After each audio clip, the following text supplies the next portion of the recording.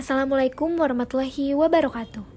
Hai semuanya, perkenalkan, nama saya Maulida Widi Tejaningsih, biasa dipanggil Widi. Catir Prodi Teknologi Kelautan dari Politeknik Kelautan Perikanan Pangandaran. Di sini, saya akan membahas mengenai nilai-nilai sila dalam Pancasila secara garis besar. Dimulai dari yang pertama, yaitu sila ketuhanan. Sila ketuhanan mengandung dimensi moral berupa nilai spiritualitas yang mendekatkan diri manusia kepada Sang Pencipta, dan juga ketaatan kepada nilai agama yang dianutnya. Kedua, sila kemanusiaan. Sila kemanusiaan mengandung dimensi humanus yang artinya menjadikan manusia lebih manusiawi atau memanusiakan manusia. Memanusiakan manusia itu upaya meningkatkan kualitas kemanusiaan dalam pergaulan antar sesama. Yang ketiga, sila persatuan. Sila persatuan mengandung dimensi nilai solidaritas, rasa kebersamaan, atau yang biasa disebut Mitsein, dan juga cinta tanah air. Yang keempat, sila kerakyatan. Sila kerakyatan mengandung dimensi nilai berupa sikap menghargai orang lain, mau mendengar pendapat orang lain, dan juga tidak memaksakan kehendak kepada orang lain. Kelima, sila keadilan.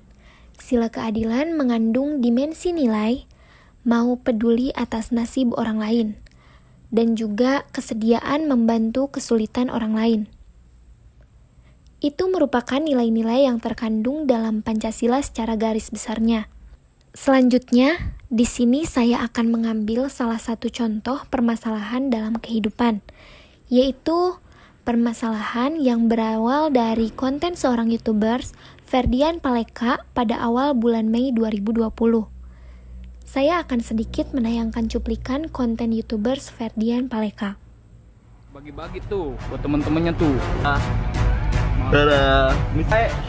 Konten yang berupa video prank YouTuber Ferdian Paleka yang mengakibatkan dirinya dan beberapa rekannya menjadi tersangka karena terjerat pasal 45 ayat 3 Undang-Undang Informasi dan Transaksi Elektronik tentang penghinaan atau pencemaran nama baik melalui informasi elektronik. Selain itu, polisi juga menerapkan 2 pasal tambahan atas kasus tersebut, yakni pasal 36 dan pasal 51 ayat 2 Undang-Undang Informasi dan Transaksi Elektronik nomor 11 tahun 2008. Selanjutnya, saya akan menayangkan cuplikan salah satu berita kabar Ferdian setelah berhasil ditangkap.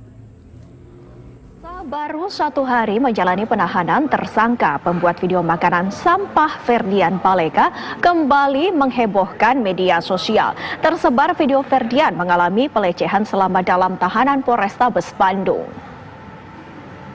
Diam kamu.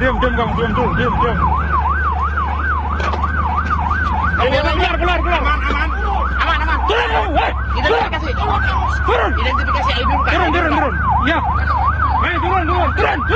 Dan lepas kameramu. Hah? Kameramu. Hah? Itu.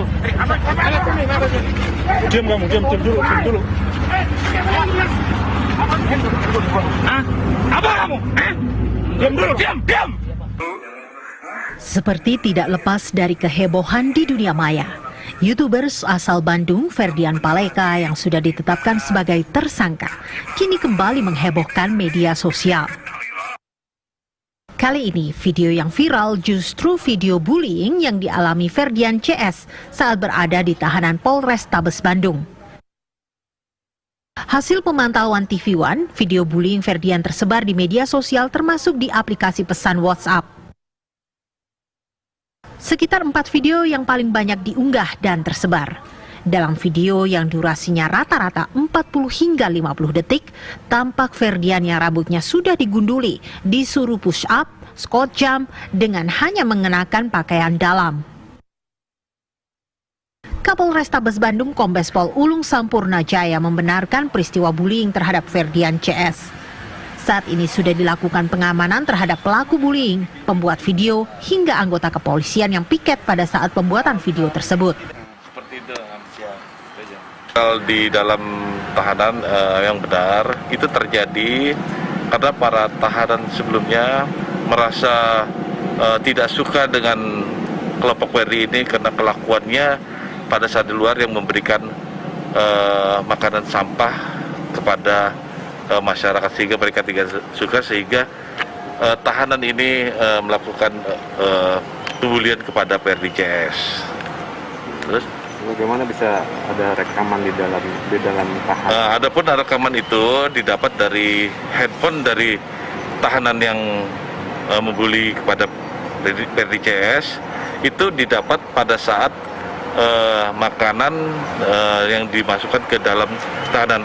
Karena sebelumnya pada saat pandemi ini untuk tahanan di Polrestabes ini tidak menerima kunjungan siapapun juga, kecuali makanan. Mungkin di handphone ini diselipkan pada saat pemberian makanan kepada tahanan. Terus untuk handphone si tahanan ini sudah diamankan oleh pihak kepolisian atau?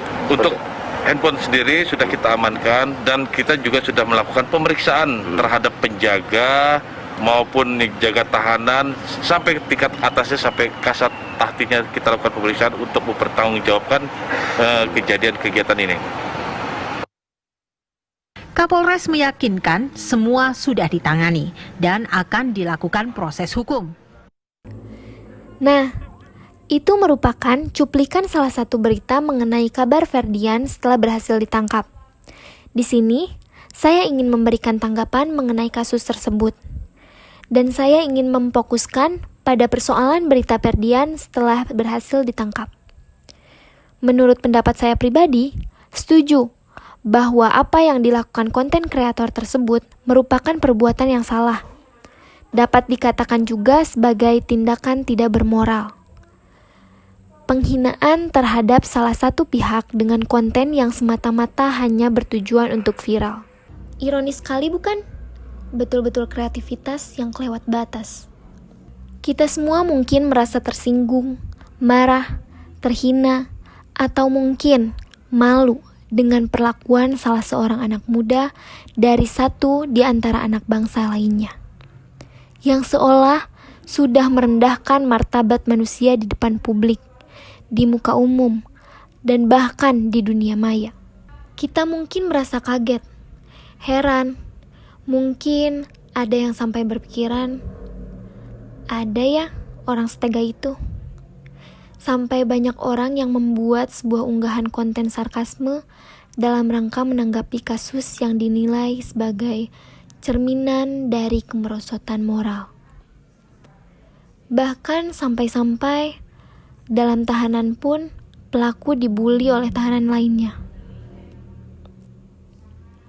Alih-alih kecewa, seperti yang ada dalam cuplikan sebelumnya yang katanya tidak suka dengan apa yang dilakukan Ferdian dan beberapa rekannya. Kita mungkin perlu mengevaluasi diri. Siapa sangka bisa jadi ini bentuk tamparan sekaligus pesan berharga yang diantarkan seorang Ferdian Paleka untuk kita semua. Saya di sini tidak berposisi sebagai bagian dari poros yang membela tindakan seorang Ferdian, melainkan upaya dalam mengajak sesama bahwa mungkin kita perlu meyakini hal demikian adalah contoh dari pelajaran moral untuk kita sesama anak bangsa, sesama remaja, sesama kaula muda, dan juga sesama generasi yang katanya memiliki kekuatan untuk membangun Indonesia emas ke depannya. Kita mungkin dapat menghakimi siapapun atau bahkan memperlakukan orang lain semau kita. Namun, mengapa kita tidak menyikapi kenyataan tersebut dengan mengevaluasi diri sendiri atas kejadian yang dirasa menyentuh hati kecil kita? Kita seolah kehilangan arah untuk menuntun diri kita sendiri hanya karena penghakiman terhadap orang-orang yang memang salah. Namun, siapa yang dapat menjamin bahwa bisa jadi kita bagian dari contoh krisis tersebut. Atau mungkin kita terlalu naif untuk mengakui bahwa diri kita lebih tidak bermoral ketimbang Ferdian Paleka. Maka dari itu, mari berkaca pada tingkah laku kita di rumah, di lingkungan, cara kita bersikap kepada yang lebih tua, cara kita bermedia, hingga cara kehidupan kita lainnya. Mari kemudian menjadikan kasus ini sebagai pembelajaran berharga kita bahwa ternyata sejauh ini kita masih harus selalu membantu, membimbing, mengarahkan, membenahi, dan mengawal sesama anak bangsa menuju tangga moralitas dan tentunya nilai-nilai setiap sila dalam Pancasila yang sudah sepatutnya kita tanamkan dalam kehidupan berbangsa dan bernegara.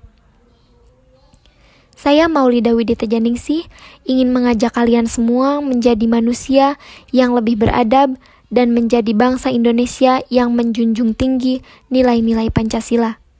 Sekian dari saya. Wassalamualaikum warahmatullahi wabarakatuh.